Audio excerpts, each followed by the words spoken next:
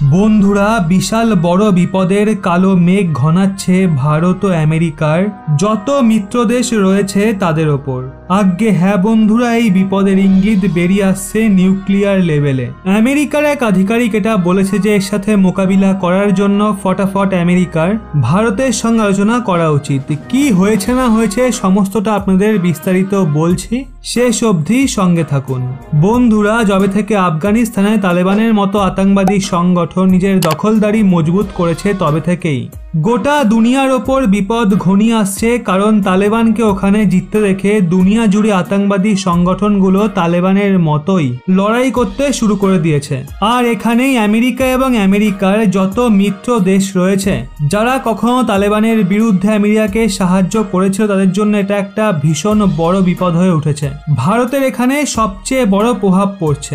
এখন আপনারা বলবেন, তালেবান তো ভারতের সঙ্গে ভালো সম্পর্ক বজায় রাখতে চায়, তাহলে ভারতের কোন দিক দিয়ে লোকসান হবে? বন্ধুরা, যতই তালেবান ভারতের সঙ্গে ভালো সম্পর্ক বজায় রাখতে চাক, কিন্তু বাস্তবে সে একটা আতঙ্কবাদী সংগঠনই। আর আতঙ্কবাদী সংগঠন কখন কি করে বসে সেটা নিয়ে কেউ ভরসা করতেই পারে না। আর এমনটাই বলছেন আমেরিকান আধিকারিক নিক্কি হেলি। আজ্ঞে হ্যাঁ, উনি পূর্ব আমেরিকান ডিপ্লোমেট। আর উনি এটা বলতে চেয়েছেন যে তালেবান ক্ষমতায় আসায় ভারত, যে আমেরিকার ভীষণই কাছের একটা মিত্র দেশ, না শুধু তার উপর বিপদ ঘনিয়েছে বরং আমেরিকার কপালেও বিপদ ঘনাচ্ছে। কারণ তারা বলছে চীন ওখানে বাগরাম এয়ারফোর্স বেস কবজা করতে চায়। আর এই এয়ারফোর্স বেস আফগানিস্তানে রয়েছে, যেটা 20 বছর ধরে আমেরিকার প্রভাবে ছিল। কিন্তু এখন যখন আমেরিকা ওখান থেকে চলে গেছে তখন চীন এটাকে দখলে নিয়ে পাকিস্তানকে ভারতের বিরুদ্ধে ব্যবহার করতে পারে। আজ্ঞে হ্যাঁ বন্ধুরা, এই ধরনের বয়ান উনি দিয়েছেন। আর এটা অনেকটাই সঠিক, কারণ তালেবানের এই সময়ে পয়সার অনেক প্রয়োজন রয়েছে। আর একটা আতঙ্কবাদী সংগঠনকে আইএমএফ এবং ওয়ার্ল্ড ব্যাংকের মতো সংস্থা তো পয়সা দেবে না, কিন্তু একটাই দেশ রয়েছে যে তালেবানকে পয়সা দিতে পারে, আর সেটা হলো চীন। কেননা পাকিস্তান এর জন্য দিতে পারবে না, কারণ তাদের কাছে নিজের জন্য পর্যাপ্ত পয়সাই নেই। কিন্তু চীন এখানে তালেবানকে আর্থিকভাবে সাহায্য করতে পারে।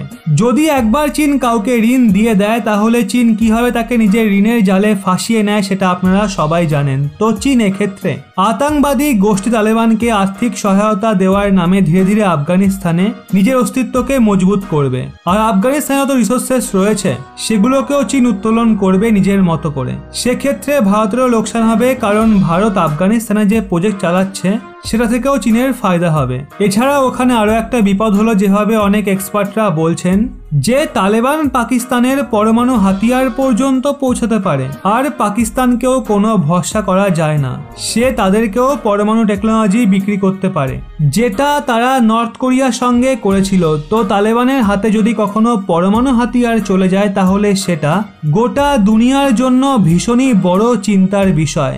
এর জন্য আমেরিকান আধিকারিক নিক্কি হেলি বলেছেন, এই সমস্যাকে সমাধান করার জন্য আমেরিকার নিজের মিত্র দেশ যেমন জাপান, ভারত আর অস্ট্রেলিয়া তাদের সঙ্গে ফটাফট আলোচনা করা উচিত এবং সেটার সমাধান খুঁজে বের করা উচিত। কারণ এটা একটা ভীষণ বড় বিপদ গোটা দুনিয়ার জন্য তৈরি হচ্ছে। এই ব্যাপারে আপনাদের কি মনে হয় অবশ্যই নিচে কমেন্টে জানান।